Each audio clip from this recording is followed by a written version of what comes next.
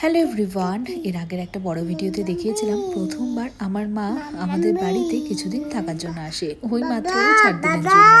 সেটা নিয়ে দু একজন লোকের একটু কনফিউশন ছিল যে মা তো নেদারল্যান্ডসে গিয়েছিল, তাহলে প্রথমবার কেন বলছো। এবার বিয়ের পরে ব্যাঙ্গালোরের এই ফ্ল্যাটটা আমার নিজের বাড়ি বলতে পারেন, যেখানে সব কিছু আমি নিজে হাতে সাজিয়েছিলাম।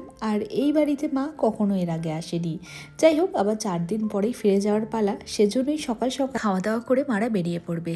তো সেদিনের মেনুতে ছিল ফ্রাইড রাইস, ছোলার ডাল আর ঢোকার ডালনা। সম্পূর্ণ সব কিছু নিরামিষ করা হয়েছিল, কারণ মারা যেদিন ফিরে যাবে সেদিন ছিল শনিবার। আর শনিবার বিশেষ করে দিদা আর মাসি তো একদম নিরামিষ খাবে, তো সব কিছু নিরামিষ রান্নাই করা হয়েছিল।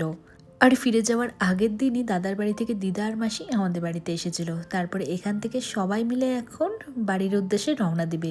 তো এবার চলুন সবাই মিলে বেরিয়ে পড়ি মা আর মাসিদেরকে এয়ারপোর্টে ছেড়ে আসার জন্য।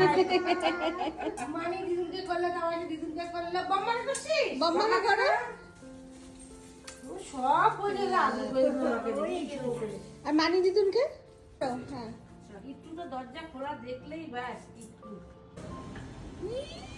আমরা ও ভাবছে ও মানে নিয়ে যাবে, ও তো জানে না ওকে রেখে যাবে।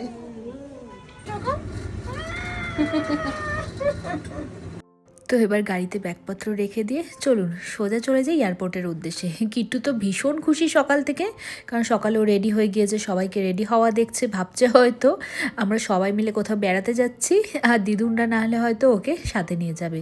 ও তখনও বুঝতে পারেনি যে দিদুনরা ফিরে যাবে আর ওকে আবার মা বাবার সাথে চলে আসতে হবে বাড়িতে। যাই হোক, রাস্তায় তো ট্রাফিক ছিলই, আর ওদিকে দেখুন না, ও মানি দিদুনের কোলে একদম প্রায় ঘুমোতে ঘুমোতেই এয়ারপোর্টের দিকে যাচ্ছে। এবার আমাদের বাড়ি থেকে যদি ট্রাফিক না থাকে তাহলে এয়ারপোর্ট পৌঁছতে ওই 1 ঘন্টা মতো লাগে।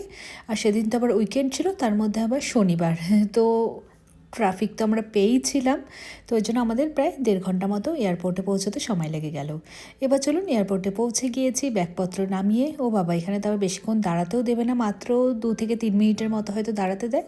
তার মধ্যেই কিট্টু এখনও দিদুনের কোলেও ঠিক আপাতত এবার শেষবারের মতো সবার আদর খেয়ে নিচ্ছে। যদিও বা মনে মনে ভাবছিল ওকেও নিয়ে হয়তো দিদুনরা বেড়াতে যাচ্ছে। কিন্তু টাটা। কিচ্ছু তোমাকে নেবে না ওরা। এই যে আমাদের ফটো তুলে